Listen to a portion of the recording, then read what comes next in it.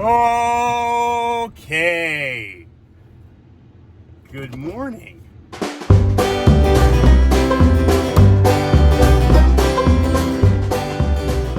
We have made it to Dynasty, and the purpose of our... Ooh, it's a little bright out. Ow, my door, my foot. Ooh, the brightness in the door. Let me just get my spectacles in order. You get the idea. Woo! All right. We made it to Dynasty yet again. Like, I say that like I don't come here every day to do my job, which, by the way, this thing is sick. Customer of ours. He has a cool car too, but that thing's cooler. We made it here. The notchback's already inside, along with my trailer. I have been buttoning it up. Okay, so this is the door. Have I shown you Dynasty? Let me show you Dynasty. Let's do this again. I'm gonna go back out. I've probably shown you Dynasty, but I'm gonna show you Dynasty. Uno más tiempo, which is Spanish for put it in my face hole. Okay, so this is Dynasty. We're in the Middletown area of Louisville, Kentucky. So the east end of Louisville, off of Shelbyville Road. We got, I don't know how many square feet. It's a biggin'. And then inside, look at me in my glasses. Hey, that's me. Open that door. And then we get this locked because we're closed today. And I'm not trying to work. In the entryway, bunch of trophies. And then we just redesigned the front end. We just redid the floor. We did the ceiling over. We got a virtual racing rig, TV for people that wait.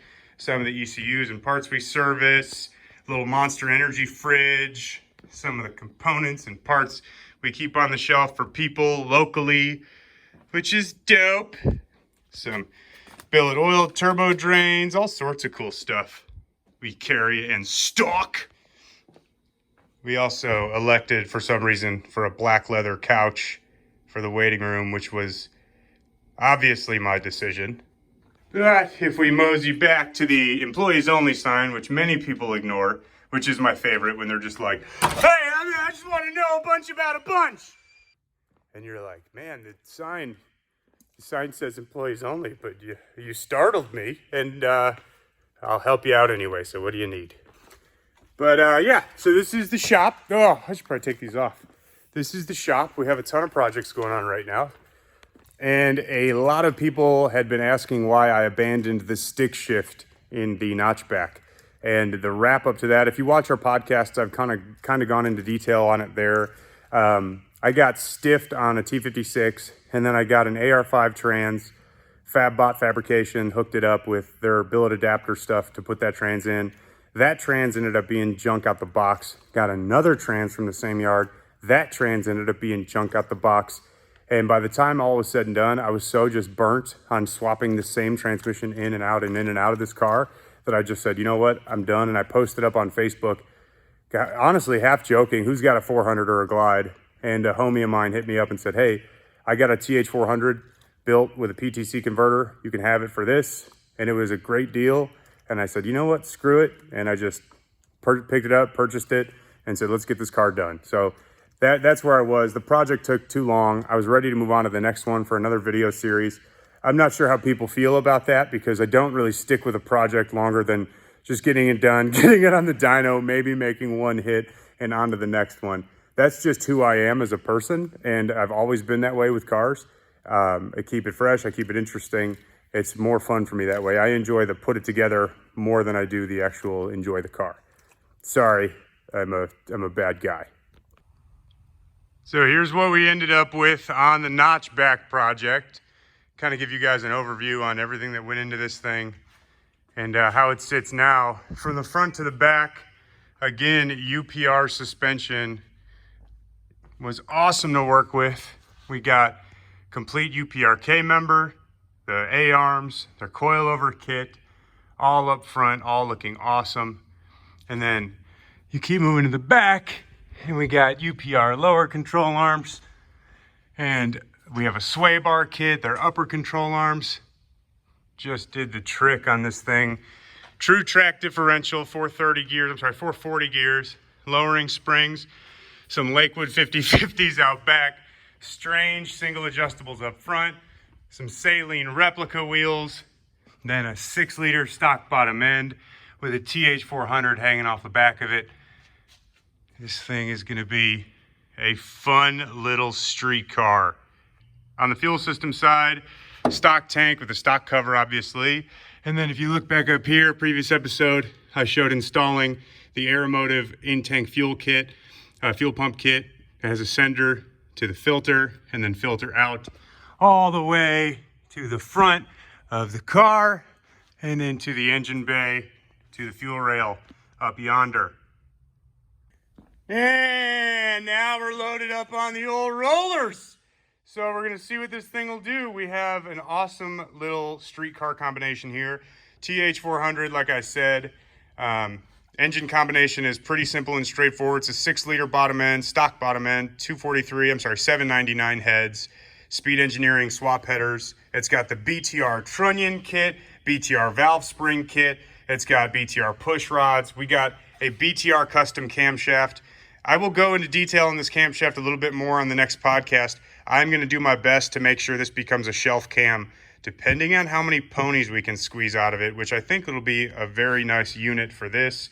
TBSS intake, eBay throttle body, and then a Holley Terminator X controlling all of the engine management stuff, or as the engine management system rather. Nitrous Express on board. Shout out to Nitrous Express. Those guys are absolutely awesome to work with. I mean, you could tell, Nitrous Express, Nitrous Express, Nitrous Express. We are a Nitrous Express. You know what, here, let me just.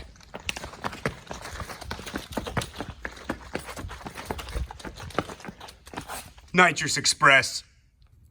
I did my best to do so you could hear me shuffling my booty over there. This is my buddy Jacob's RX-7 twin turbo LS2.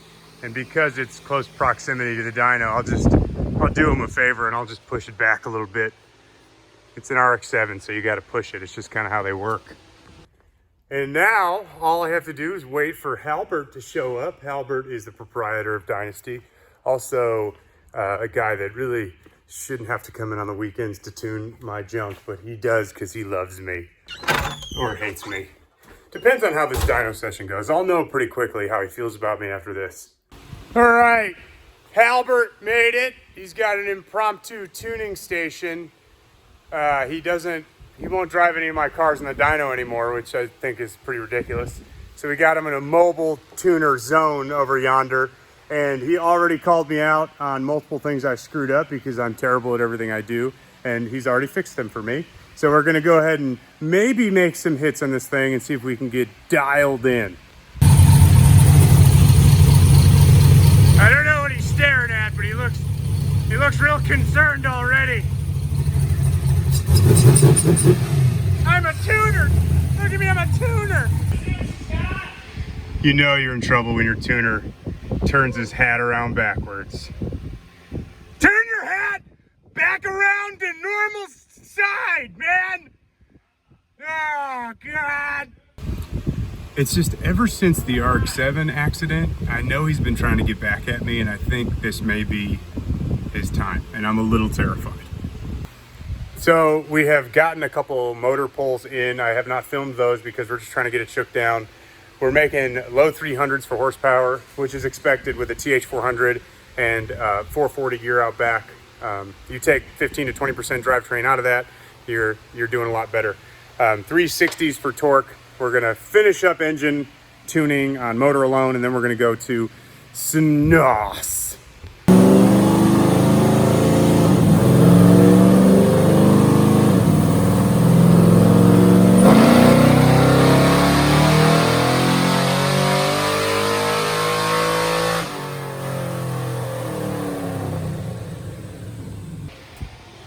All right, put a couple degrees in it. We started at 313, put a couple more into it. We're at 320. You can see how terrible I am at starting dyno graph.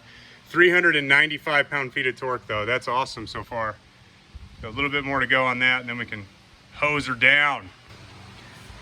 I lied on torque too. Pretty much anything before here where the converter's flashing is fake news. So we're still in the 360s for torque. Maybe tickling 370s, but still doing good. All right, I'm a little sweaty. We got engine motor tuning done. Motor tuning.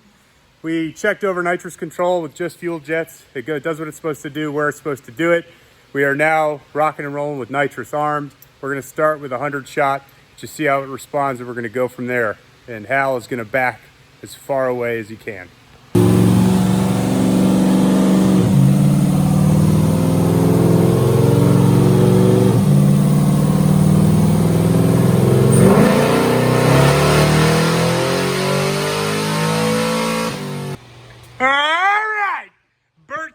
Trigger happy on the off button on that video. No big deal, dude. Leave it to the professional over yonder. 100 shot. We picked up 110 at the tire.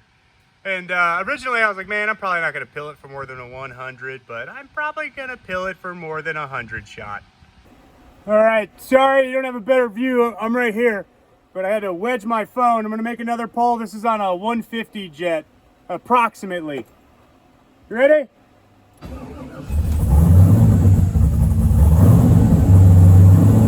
Good.